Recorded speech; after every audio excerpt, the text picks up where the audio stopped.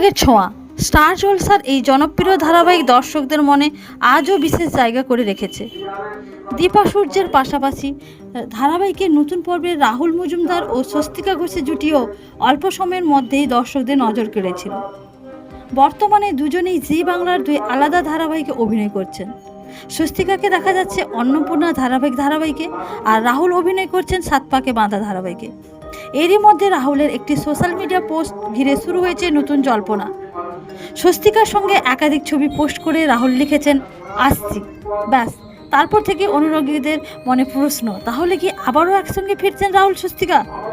তবে এবার ধারাবাহিক নয়, রাহুল নিজেই জানিয়েছেন খুব শীঘ্রই তাদের একটি নতুন সিনেমায় একসঙ্গে দেখা যাবে। ছবির শুটিং ইতিমধ্যেই শুরু হয়ে গেছে। আরও বড় খবর, এই সিনেমার হাত ধরেই প্রযোজক হিসেবে আত্মপ্রকাশ করতে চলেছেন রাহুল নিজের প্রযোজনা সংস্থার এটি প্রথম কাজ। যদিও ছবির পরিচালককে, গল্প কী এবং কবে সিনেমাটি মুক্তি পাবে এই মুহূর্তে তা প্রকাশ্যে আনতে চাননি অভিনেতা। তবে তিনি জানিয়েছেন চলতি মাসের মধ্যে ছবির বিষয়ে বিস্তৃত ঘোষণা করা হবে। ফলে নতুন ধারাবাহিক নয়, এবার বড় পর্দায় নতুন জুটিতে ফিরছেন রাহুল স্বস্তিকা। পাশাপাশি প্রযোজক হিসাবেও রাহুলের নতুন সফর শুরু হতে চলেছে।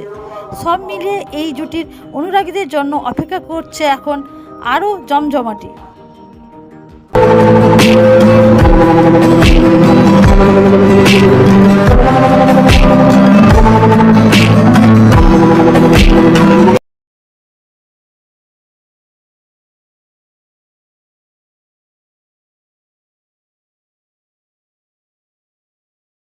এরই মধ্যে সোশ্যাল মিডিয়ায় আদ্রিত কৌশাম্বীর সম্পর্ক নিয়েও নানা আলোচনা শুরু হয়েছে।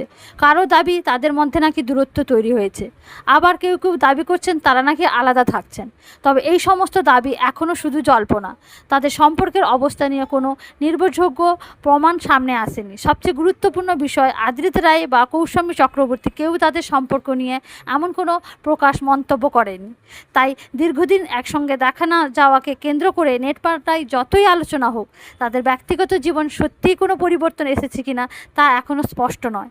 একসময় মিঠাই সেটে শুরু হওয়া সেই সম্পর্ক, তারপর বিয়ে, সব মিলিয়ে আদ্রিত কৌশাম্বীর ব্যক্তিগত জীবন নিয়ে দর্শকদের আগ্রহ বরাবরই ছিল। এখন তাদের নিয়ে নতুন করে চর্চা শুরু হয়েছে। তার শেষ কোথায় গিয়ে দাঁড়াবে সেটাই এখন দেখার।